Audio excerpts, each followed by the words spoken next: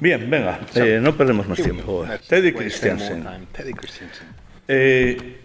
Es un honor, la verdad es que tenerlo aquí. Yo creo que hace tiempo que lo queríamos hacer. Quizá nos suele que decimos eso con muchos de los autores, pero es que es verdad. Además, yo a Teddy tuve la suerte de conocerle en el 2001, que vino a la Semana Negra de Gijón, que se hacía un libro conmemoratorio de Grendel, en el que él había hecho pues una parte esencial, maravillosamente dibujada, pintada, con guión de Ian Robinson. Y ahí pues me sorprendió muchísimo. Ya sabía que era un autor, un dibujante, un pintor extraordinario, pero me sorprendió muchísimo su simpatía, su amabilidad. Además, creo que le compré los 2 primeros originales que compré en mi vida. Pero bueno, eso es hablar de mí, vamos a hablar de él.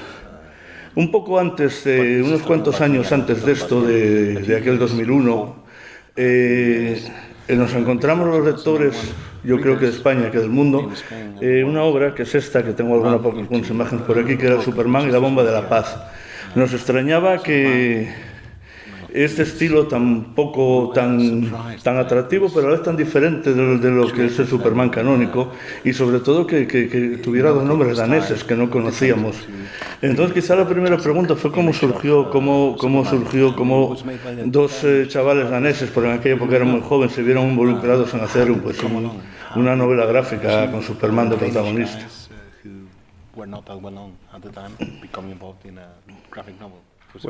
Well, it started. DC had Superman had 50-year anniversary, and DC invited everybody, all the publishers all over the world, to publish their own version of Superman. But there was nobody that reacted, and that's what DC most likely were hoping for. But I worked with an editor in Copenhagen who was very active, and he got Holland and Denmark, Sweden, Norway, and Finland to collaborate in financing, the making of this book. So then we did it, and they left us alone. The only thing they were concerned about was I had to make sure that the Superman logo was the proper trademarked logo, but otherwise they left us alone, and it's afterwards been published in Italy and in Spain and in Germany, but never in any English version, and probably never will.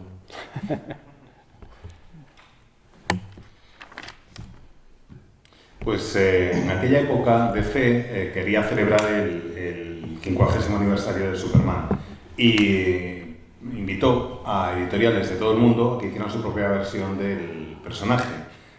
Yo creo que lo hicieron con la esperanza de que nadie respondiera a esa invitación, o sea, que lanzas la invitación y ahí se queda, pero no contaban con que en Copenhague había un editor con el que yo he colaborado ya en bastantes ocasiones, que se mueve bastante bien y que le puso muchas ganas y logró que se hicieran versiones de historias de Superman tanto en Países Bajos como en Dinamarca, Suecia, Noruega y Finlandia. Básicamente todos estos países colaboraron para financiar la creación de esta historia. Y DC, cuando se le dijo que había un proyecto de un libro, dijeron, bueno, vale, pues adelante, y nos dejaron bastante en paz. Pudimos hacer lo que quisimos con una única salvedad. Tenía yo que asegurarme de que el logo de Superman que aparecía en el pecho era el logo que era exactamente igual a la marca registrada que tenía DC, que el logo era exactamente el mismo que el que DC tenía como marca registrada. Aparte de eso, como digo, nos dejaron total y absolutamente en paz, y ese proyecto original de Dinamarca se publicó luego en italiano, en castellano y en alemán, pero nunca se ha publicado en inglés, y la verdad es que dudo que nunca vaya a publicarse en ese idioma. Pues la verdad que me quedo un poquitito desconcertado, porque yo había pensado que ese libro fue como la puerta de entrada de Teddy en el mercado americano, porque no mucho después del Superman Bomba de la Paz, pues empezamos a verlo en alguna cosita de Vértigo, o alguna historia corta por ahí de Vértigo, Y luego ya una cosa pues que nos voló la cabeza de alguna manera a muchos y que fue el Grendel Tales, ¿cómo es, Diego? ¿Cuántos demonios son un infierno? It actually, should I ¿Quieres que again? responda? No, que me preguntaba entonces cómo fue entonces su despegue en el mercado americano, cómo llegó allí, y luego, bueno, primero que nos cuente esto, luego ya hablamos de Grendel. Well, after I had done the Superman comic that you just saw there, Keith Giffen, an American artist, was asking me if I wanted to do Justice League with him. And I was a little bit wary about doing a DC, such a big book for such a big publisher. But then in the meantime, the same editor who had started the Superman book, he had the rights for Tarzan comics. So he asked me and another Danish artist called Peter Snijbjerg to illustrate 3 issues of this. So then when we had illustrated the first issue, not to kill one another, because we were working very close and were trying to counteract one another, he was pretty sane, so he offered us 2 small stories, and I did one that Matt Wagner wrote, and Peter did one that Walter Simonson wrote. And then when we got to America, then we had an intro like that. So then Matt Wagner, he introduced me to Karen Berger, and Karen Berger automatically offered me work after that. But actually, thinking about it, before I started working on Vertigo, I did a book before Grendel Tales, I did a book with Eddie Campbell, one of his wine gods, Bacchus. Yeah. And he had always done his comic in black and white, and I offered to do a book with him, one-off, in color, and he was like, do I dare to let anybody else draw Bacchus? But he let go of it, and we created this little 24-piece book, and that led to Grendel Tales, and that led to House of Secrets.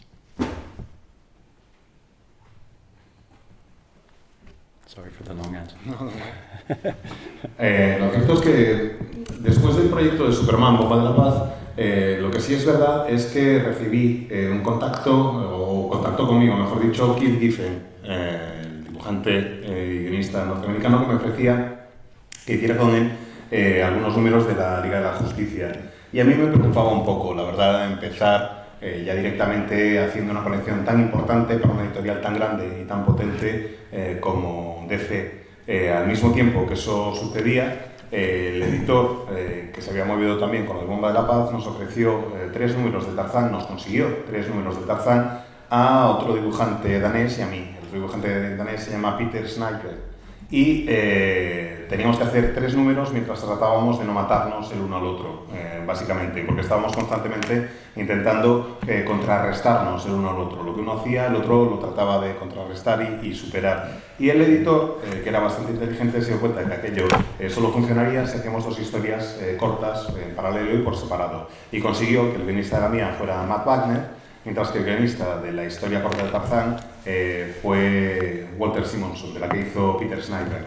Y el haber hecho esa historia con Matt Wagner me sirvió como tarjeta de visita o tarjeta de presentación en Estados Unidos. Gracias a eso, Matt me presentó a Karen Berger y eso llevó a que empezara a tener trabajo con regularidad allí. Pero ahora que lo pienso mejor, antes incluso de eso, antes de empezar a trabajar con Vértigo y antes de empezar a hacer Grendel Tales, colaboré con Eddie Campbell. Hice un proyecto con Eddie Campbell. Eddie Campbell tenía la serie de Baco, una serie que era totalmente de su propiedad, que hacía él y que era en blanco y negro. Y yo le ofrecí pues hacer un número único, fuera de colección, que fuera en color. La verdad es que Campbell se lo pensó, porque claro, estaba dudando si dejarle a alguien más jugar con su personaje o no, y al final acabó por aceptar y me permitió crear ese número único, que eran 24 páginas en color, con Baco de protagonista. Luego todo este proceso llevó a Grendel Tales y Grendel Tales después me llevaron a la Casa de los Secretos. Yo como no veo la tele no me había enterado de la noticia, pero Diego comentaba ayer que al parecer hay una adaptación en marcha de Grendel para ¿qué plataforma ya? Netflix. Para Netflix. I don't watch TV, so Y el caso es que cuando pensamos en Grendel, que fue una obra para mí muy importante, que marcó una época, pero hay tres, bueno, en realidad 4 nombres, desde luego el trabajo troncal de Matt Wagner, pero luego está Teddy Christensen y también por otra parte Darko Masan y Edwin Bukowicz, que son para mí los que han conformado lo que es la leyenda de esa gran obra con tantas ramificaciones y con tantas cosas. Ya que nos ha contado cómo entró en Grendel, cómo llegó al Grendel Tales, sí que me gustaría saber el desarrollo, cómo encontró el estilo para hacer esta obra, que es un poquitín es diferente a lo que le habíamos visto hasta entonces, y fue un estilo que luego fue desarrollando, refinando, pero de repente había como un hallazgo ahí de una cualidad pictórica y narrativa diferente a todo lo que habíamos visto hasta entonces. Well, first, thank you.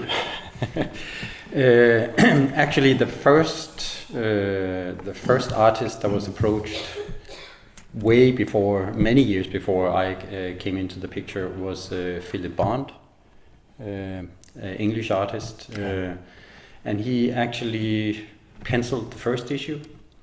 And then something happened and everything just closed down, and Grendel had a pause. So then when they started it up again, then James Robinson wanted to do something different. And then the wonderful editor Diana Schutz, she pushed me to James and to Matt. And Matt, I had worked with Matt on our Tarzan story, so Matt was easy to convince, and James was open for anybody interpreting this one. So then first I was full of fear of doing my first American comics. I was afraid that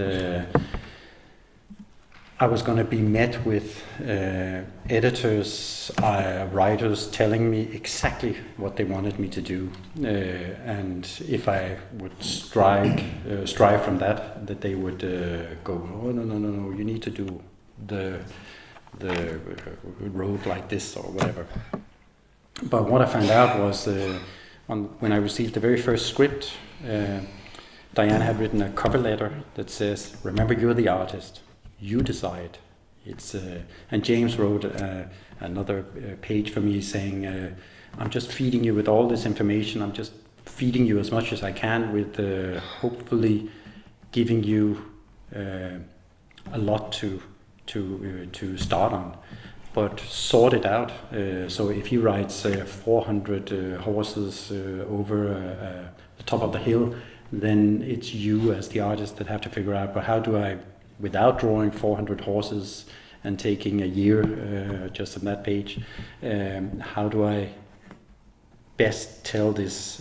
And that's so wonderful when you meet editors and writers that are trusting you, that they feed you the information and then you will interpret that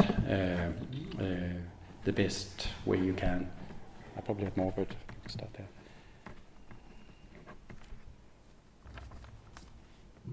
Pues en primer lugar, muchísimas gracias. Y ya respondiendo a la pregunta, lo cierto es que no fui el primer dibujante que se consideró para este proyecto, ni mucho menos.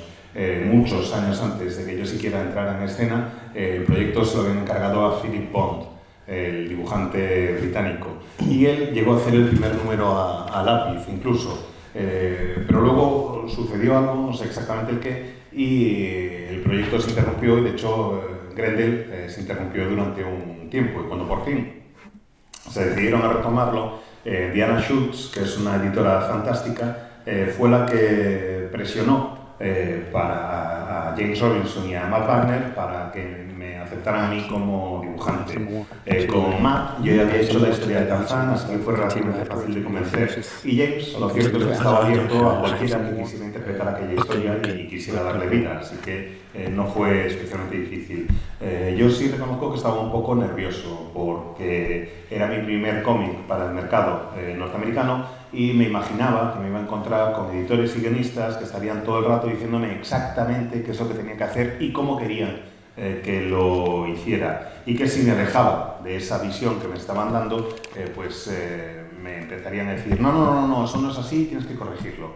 Y lo cierto es que no fue ese el caso, ni mucho menos, sino que descubrí que había un espíritu muy distinto al que me imaginaba. Con el primer guión me llegó una carta, justo delante del primer guión, una carta de Diana Schultz, en la que básicamente me venía a decir: recuerda que tú eres el dibujante y tú decides cómo se cuenta la historia. Y luego James Robinson también había escrito un texto para mí diciéndome: oye, mira, yo te doy toda esta información y tú adáptala y manéjala y trátala como mejor te parezca. Si te doy tantos detalles es simplemente con la esperanza de que tengas todo lo necesario para que podamos contar la historia. Si hay un momento en el que te digo que acaban de coronar una colina, 400 caballos que están a punto de bajar la ladera, es tu trabajo el tratar de pensar cómo puedes transmitir la sensación de esos 400 caballos sin tener que dibujar los 400 animales, porque si no te ibas a tirar todo un año haciéndolo. Básicamente lo que quiero es que entiendas qué tipo de historia quiero contar, cómo quiero contarla, que tengas la información necesaria para poder hacerlo. Y la verdad es que resulta absolutamente genial encontrarte con editores y con guionistas que confían en ti lo suficiente como para dejarte rienda suelta, que te dan la información necesaria para que tú puedas interpretar lo que ellos quieren y que le des forma de la mejor manera que puedas. I always try to, with every project that I do, I always try to find out what is the key in this, what is the tone for this, what you call it, story. And then once I've analyzed my version of what I think this is about, then I try to find out what is the best way to tell that story. Is it approaching it like this? Is it approaching like this? I don't believe that every story should be told in the same way. Like, you cannot draw a Viking story and then the following year you draw a very like, let's say, a war story or a story that takes place in the Middle Ages. You cannot draw it the same way. You have to find out how do you best illustrate whatever you are trying to do. And that's basically how I start every project. How do I illustrate this best? Is it a colorful? Is it a muted colors? Is it what can I do to complement the story?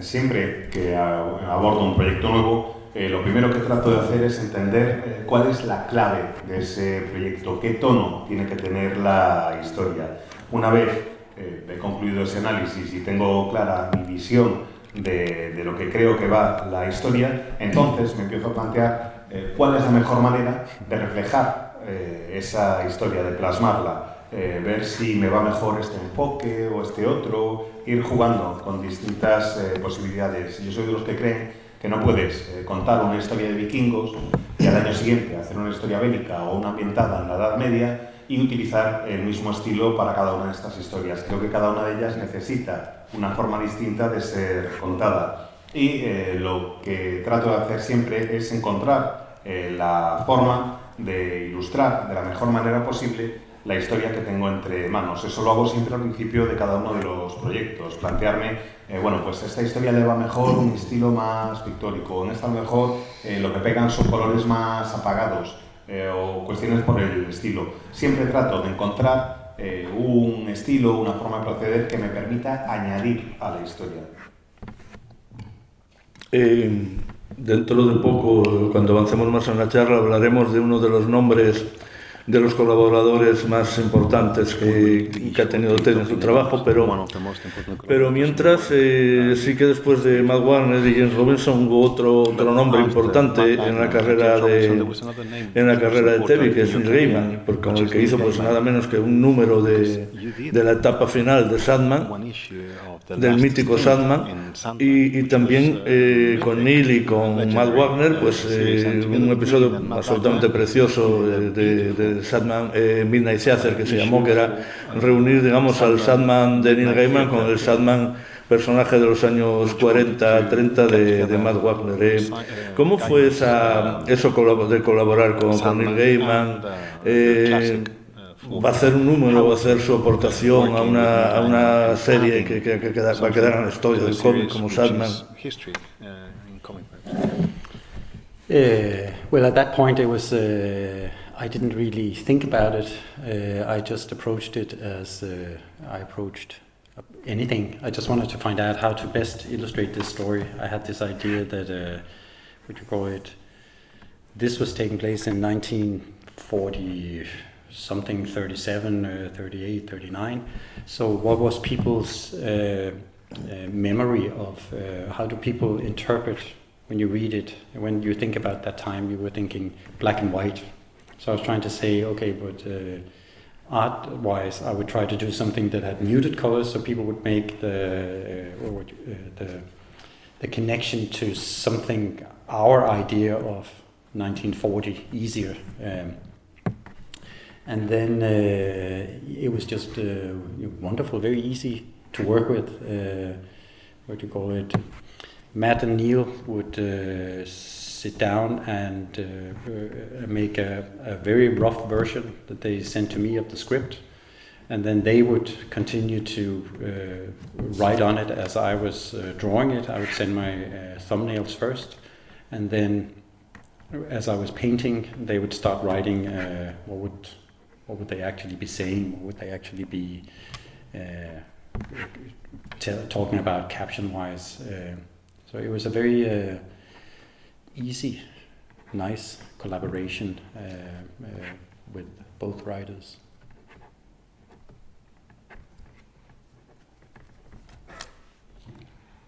En aquel momento ni me planteaba la relevancia de lo que estaba haciendo. Me aproximé a esa historia como me aproximo a todas, tratando de encontrar esa clave, esa idea. Sabía que estaba ambientada en torno a los años 40, igual en 1937, 38, 39, no sé, más o menos por esa época, y el caso es que lo primero que me planteé fue en qué pensamos cuando pensamos en aquellos años, y creo que la mayoría de la gente piensa en algo en blanco y negro. Así que traté de hacer un dibujo que tuviera colores, pues eso, apagados y que permitieran una conexión con la idea que tenemos casi todos de ese periodo histórico. Eso en cuanto a mi dibujo. La verdad es que la colaboración con ambos guionistas fue extraordinariamente fácil y muy satisfactoria. Matt y Neil se sentaron y escribieron un borrador de la historia, una historia todavía en una versión muy sin pulir. Y me mandaban eso como un primer guión. Yo lo utilizaba para hacer los bocetos, para hacer lo que era la planificación de la página, y se lo enviaba a ellos para que le echaran un ojo. Y después ellos me iban enviando correcciones y me iban cambiando la historia un poco sobre la marcha. Mientras yo la iba pintando, les iba enviando las páginas y ellos iban escribiendo los diálogos. Fue una colaboración realmente muy sencilla, que salió, vamos, que me pareció muy interesante y muy buena, con dos estupendos guionistas. On the very first, on the one issue I did on the regular Sandman stint, that's the first time I've ever been censored in my work. I've never met any censorship, but Neil had written something about Morpheus is walking through a wet dream, sexual wet dream universe. So I was like, how do I illustrate this in a funny way?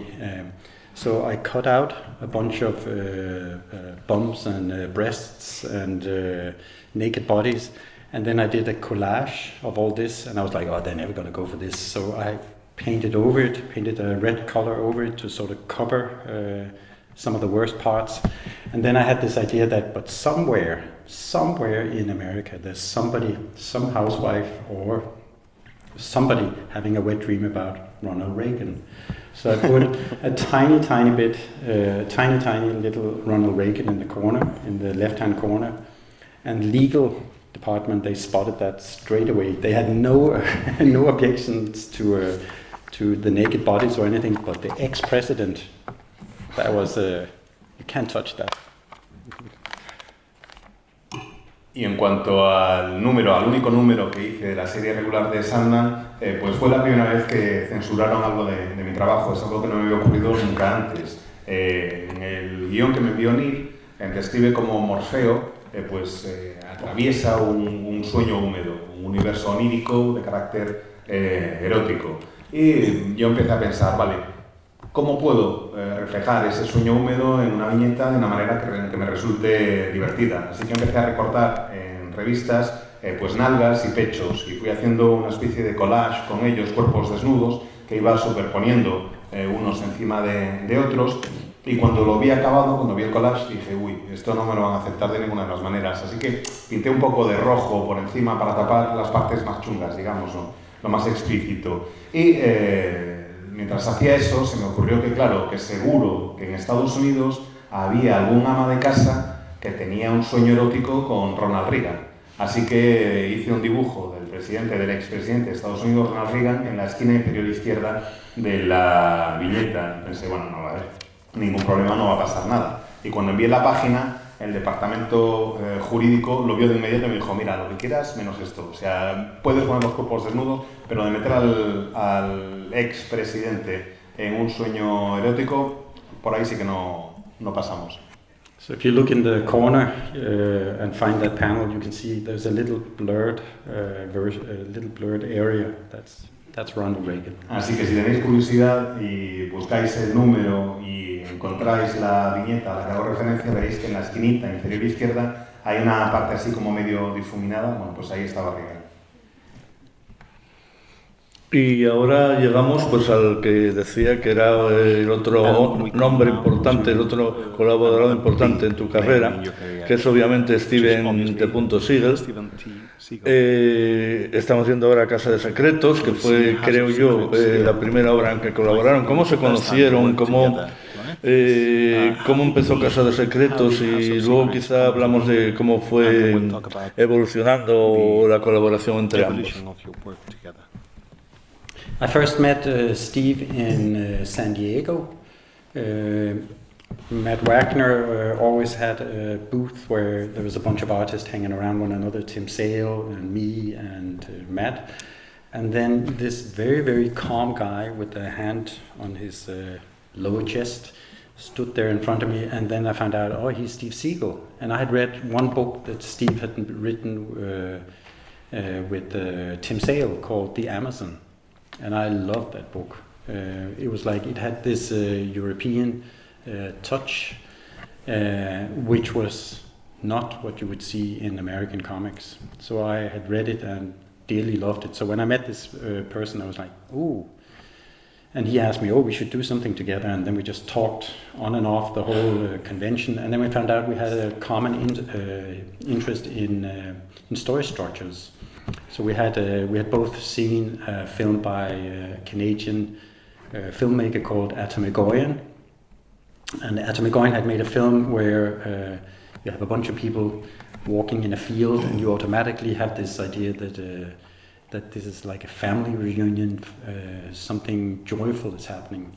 And then as you go further in the film, you realize that this is different times. They're jumping back and forth in the storyline, and then you realize what they were doing, what you interpreted as something warm, something caring, is actually that they're out looking for the body of a kid that they believe is killed, and that changed the whole perspective, the way that this story was told. And we both had seen this film, and we both were, ooh, and do you like this one? Do you like this one? So we quickly found out that. This playing with the story structures was our first meeting ground, first common meeting ground.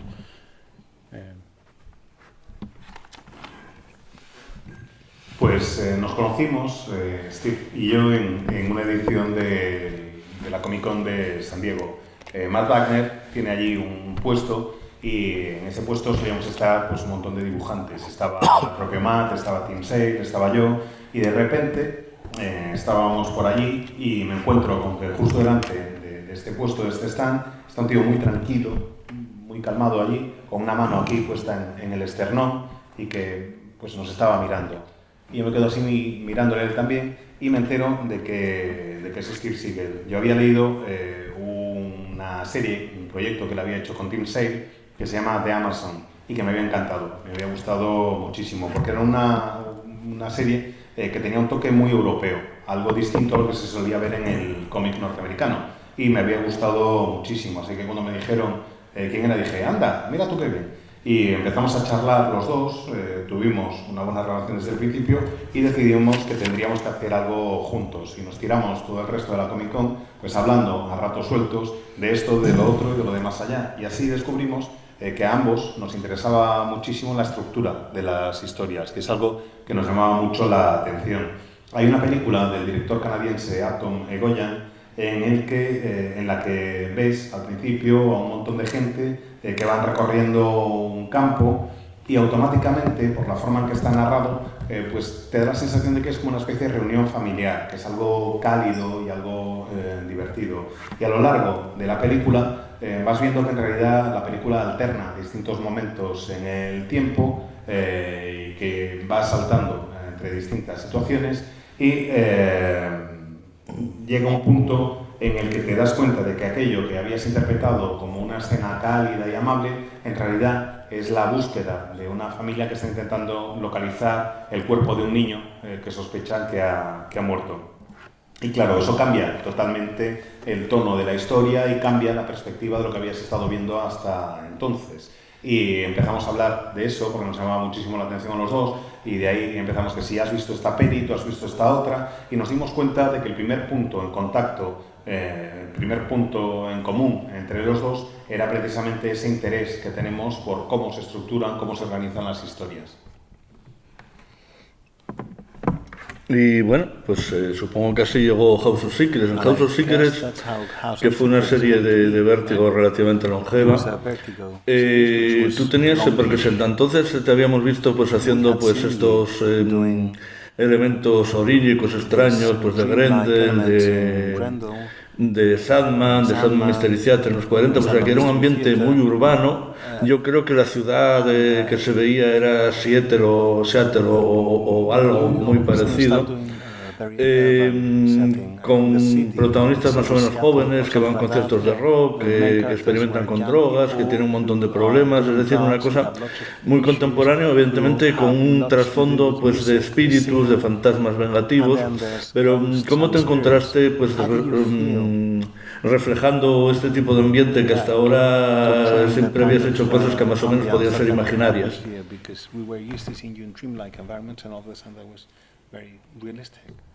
Yeah, very mundane. Yeah. We had Steve, had this idea that a body is like a house. So we saw the body as a house, and normal people, when you walk around, when you sit next to people, you don't know what they're carrying of secrets,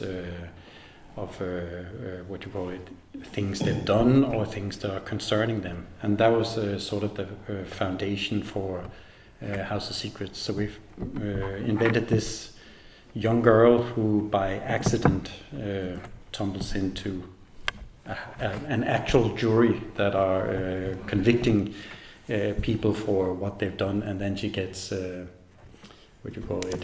has to find a way of dealing with this. What was the question again? How did you feel? How do I feel? Oh yes. Well, that was the That was how the world was at that point.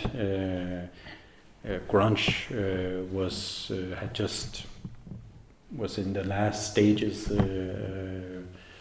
and I was interested in trying to portray conversations. I've always enjoyed these quiet conversations, and then Steve wrote in all these because he knows that I always want to be challenged as well. So he wrote in a bunch of gory court cases and played around with that. But it was wonderful. He's always created. We've always tried to challenge one another in whatever. I always believe that you should. It's like if you don't know how to draw a car, then you need to receive a script that has basically only cars. You need to you need to meet something that is an obstruction in your way of thinking, so you don't get stuck in a habitual way of creating your work. I always had this with some students I work with. They have this different tasks. I give them, for instance, a man sits on a train station. He's just lost his son in war. And the challenge is that you cannot mention war, you cannot mention death, you cannot mention son. So how can you tell a story like that and at the same time tell the story of a man who's lost his son in a war? That demands that you are trying to be a little bit more on your toes in your storytelling. Can you put it in not just how he sits? How can you get war into the images? How can you get, without writing war? The easiest one would be there was war. Joe Johnson had lost his son in the war. That's the super, super easy one. But if you want to be a little bit more sophisticated in your storytelling, you have to work with elements like that are some sort of obstruction. And that's what we always try to do when we work together.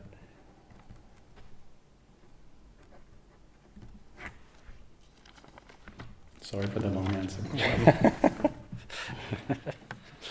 Steve tenía la idea, el concepto de que nuestros cuerpos son como casas que albergan distintas cosas, y veía que el cuerpo propio pues es como una casa, pero el de la gente que nos rodea es su propia casa también, y nunca sabes lo que hay dentro de esas casas, lo que las personas llevan en su interior. Qué secretos llevan consigo, o qué es lo que han hecho, o cuáles son sus preocupaciones.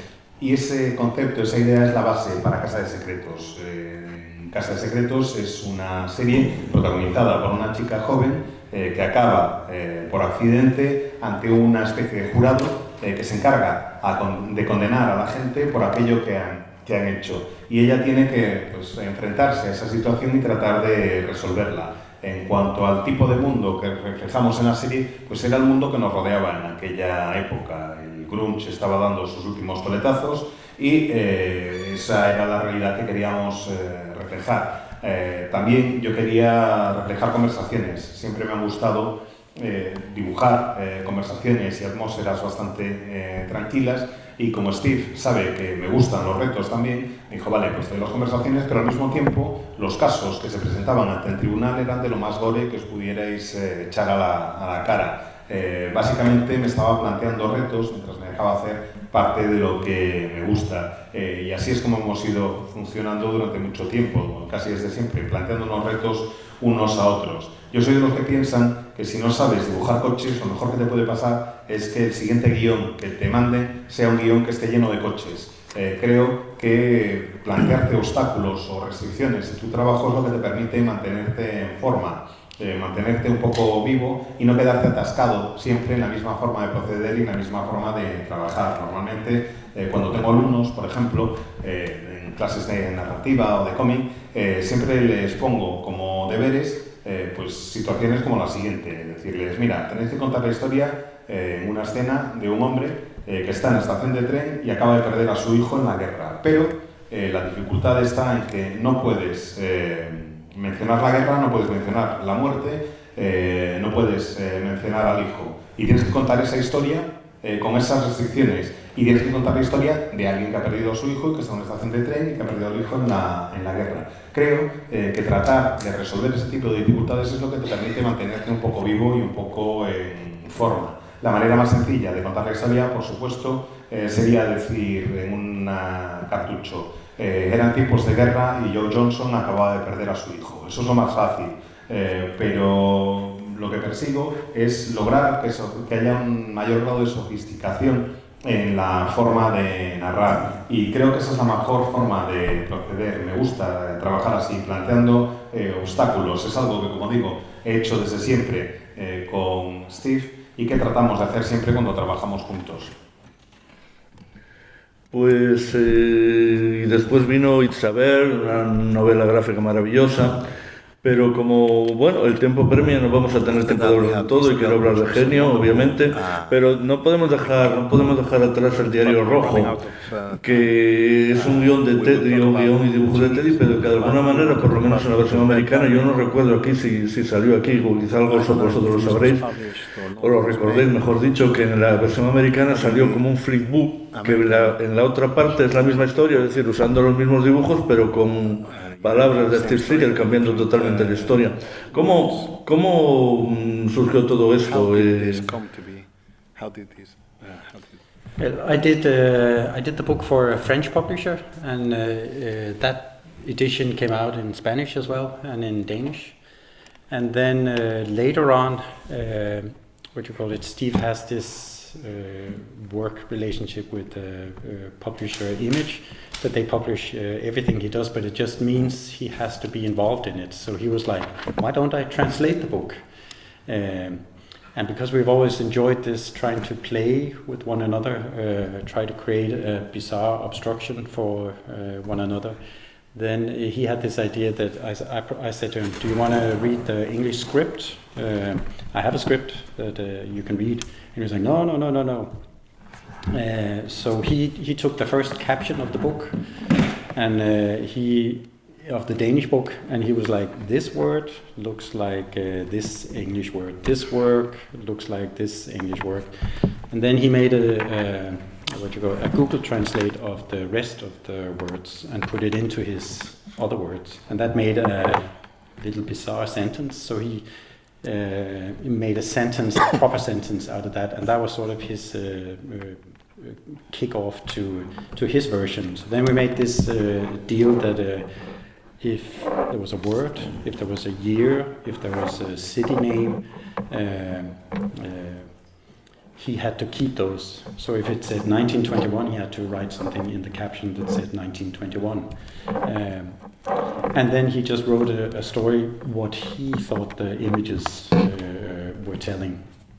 So then we published the story with first my version, and then if you flip it around, then the Steve's version, which is two very, very different stories.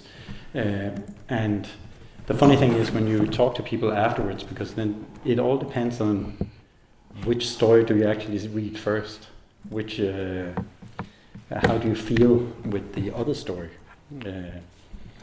We're doing a similar experiment now with the story that we're doing now, where it's a story that I've written, and we're telling it in 2 images a page.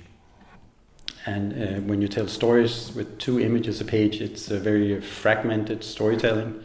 It means you can jump in time, you can jump anywhere.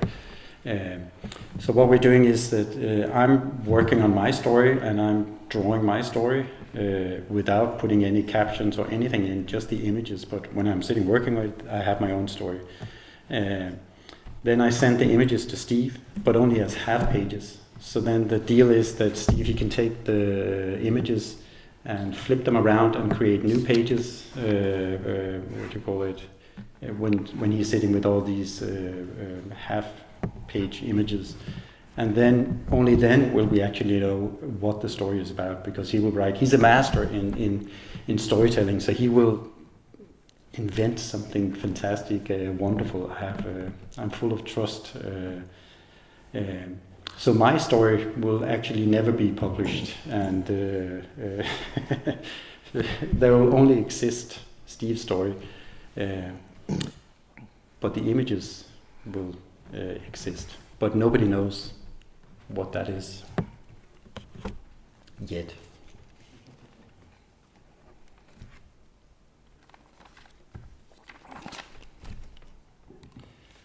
Pues se trata de un proyecto que se publicó en el mercado francés y creo que también tiene edición en castellano y en danés. Ese era mi proyecto original, el del Diario Rojo. Lo que pasa es que Steve quería que se publicara también en Estados Unidos y Steve tiene un acuerdo con la editorial Image. Image publicará absolutamente todo lo que haga Steve, siempre y cuando él forme parte del proyecto. Y claro, se le ocurrió que podía intentar lograr que se publicara haciendo una traducción de mi obra original. Pero a partir de ahí empezamos a jugar con esta idea de lo de los obstáculos que nos gusta tanto a los dos y siempre nos ponemos trabas de lo más extraño el uno al otro. Así que en este caso se trataba de que él tratara de escribir un guión para esa obra que ya se había hecho. Yo le dije, si vas a hacer la traducción, si vas a hacer este juego, ¿quieres que te pase el guión original que tengo en inglés? Me dijo, no, de eso nada. Lo que voy a hacer es, con este primer cartucho de texto, con el primer texto que hay en el cómic, voy a coger esta palabra y esta palabra, que me suenan parecidas a lo que hay en inglés, y las voy a traducir utilizando el Google Translate y a ver qué sale. Y lo que salió fue una frase que no tenía ni pies ni cabeza. Así que lo que hizo Steve fue recolocar esa frase que había salido de la selección de unas cuantas palabras en danés pasadas por Google Translate, recolocarla hasta crear una frase que tenía sentido y ese fue el punto de partida para su versión. A partir de ahí, él empezó a crear el guión para las páginas o el texto para las páginas que ya estaban hechas. Llegamos a un acuerdo en que había determinadas palabras y referencias que había que mantener. Es decir, si en el texto original aparecía el nombre de una ciudad o aparecía una fecha, había que mantenerla. Pero el resto, él tenía la libertad para contar la historia como quisiera. Y así, básicamente, llegamos a un proyecto que era mis imágenes y sus diálogos y sus textos.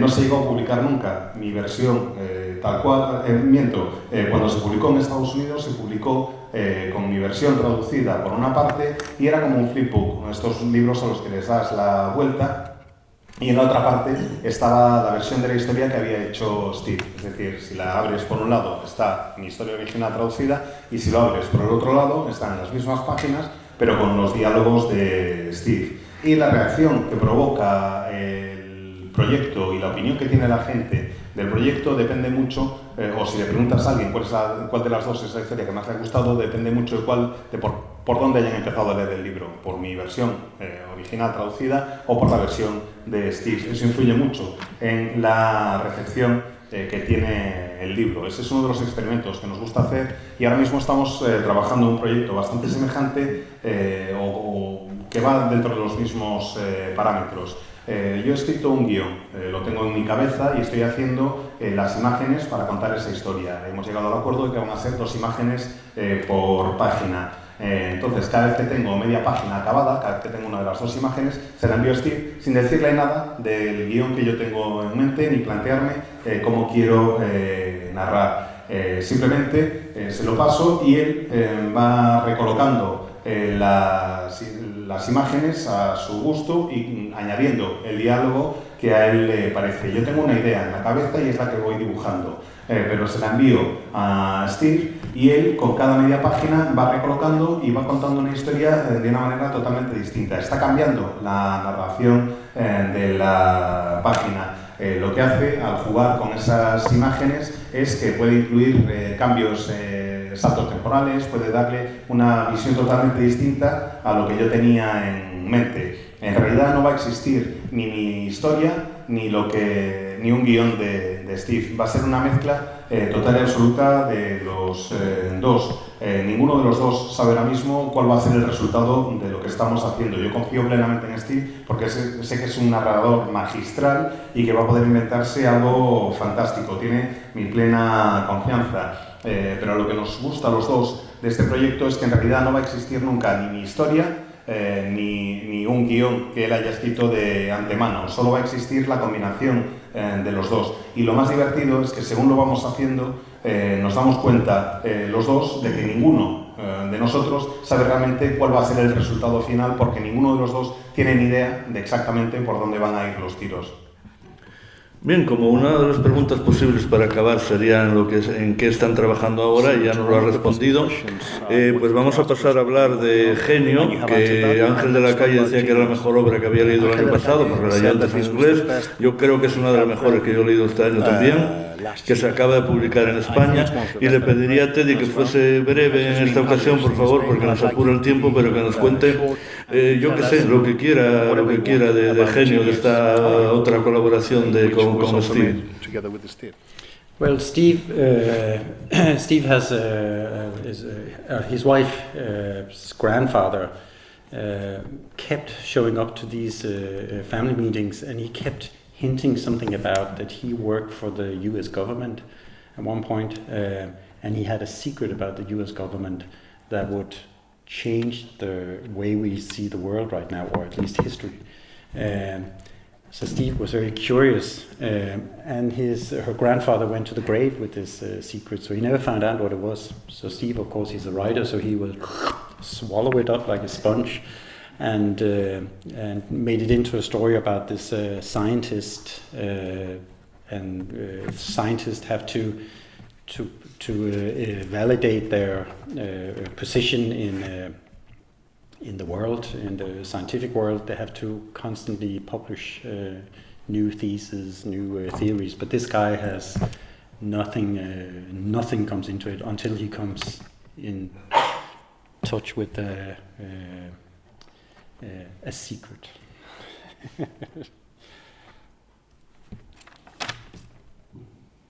Pues resulta que el abuelo de la mujer de Steve, cada vez que tenía una reunión familiar, empezaba a decir a la familia: yo es que sé un secreto sobre el gobierno de Estados Unidos, porque sabéis, esto era verdad, que había trabajado para el gobierno de Estados Unidos, pero es un secreto que cambiaría vuestra forma de ver el mundo y la forma en que concebís y percibís la historia. Y siempre daba pistas y decía: este secreto que yo tengo, pues eso, cambiará vuestra forma de ver todo lo que nos rodea, pero nunca llegó a decirlo. Y Steve, claro, estaba súper curioso por saber qué ocurría. El abuelo se fue a la tumba sin decir ni pío, y Steve, que había ido absorbiendo todo aquello como una auténtica esponja, dijo: pues yo tengo que escribir una historia con esto. Y se le ocurrió la idea de un científico que se encuentra con algo inesperado. Como sabéis, los científicos normalmente tienen que refrendar su posición en el mundo científico publicando teorías y descubriendo, haciendo nuevos descubrimientos o proponiendo nuevas tesis al mundo que les rodea. Y en este caso es un científico que está total y absolutamente bloqueado hasta que de repente entra en contacto con un secreto. Can I add something? No, sure. If you go forward, you asked what I'm working on as well, and I've been working on some children's books with these ones, Hugo and Holger, which is about a boy who is minus 32 on both eyes, which is basically blind. But he comes into the store with the lost animals, where people deliver mouses that have lost their way, whatever. And the owner, he has an elephant, a baby elephant, that is simply eating him out of the house. He has no more food, so he's trying to get rid of this elephant. So then, the minute that this boy comes in and he spots that he simply cannot see, he comes in looking for a dog, and he introduces Holger the elephant, and Hugo walks out with what he believes is a big dog. And then I've done these, and I've done 5 of those this year, published in Denmark, and now we see if some international publisher will pick them up. But that's the very latest. Y si me permitís, pues me gustaría hablaros también ya que mencionábamos antes de aquello en que estoy trabajando, pues de esta colección de libros infantiles que se llama Hugo y Holger. El protagonista es Hugo, que es un niño que tiene como 32 dioptrías en cada ojo, básicamente, o sea que prácticamente está ciego, y que entra en una especie de refugio de animales, en una protectora de animales, donde llevan a los animales que se han perdido, ratoncillos o lo que sea. Y resulta que el dueño de este negocio pues tiene a un bebé de elefante que básicamente está a punto de arruinarlo, porque se come todo lo que le echan y le deja prácticamente sin pasta. Y claro, el tío, cuando ve que entra un crío prácticamente ciego, dice: a este se lo coloco. Hugo está buscando un perro y el dueño le convence de que Holger, este bebé de elefante, es en realidad un perro grande y que se lo puede llevar. Y efectivamente, Hugo sale de la protectora de este negocio pues llevando la correa, lo que él cree que es un perro grande, y en realidad es un bebé de elefante que se llama Holger. He hecho 5 de estos libros infantiles para el mercado danés a lo largo del último año, y de momento, como digo, solo están publicados en Dinamarca. Espero que haya algún editor extranjero al que le llame la atención y también lo publique en su país. Pues la verdad que sería un placer verlo por aquí, pero bueno, lo que ha sido de verdad un placer es... Un momento, me está mandando mensajitos. Wait, I'm being sent a message.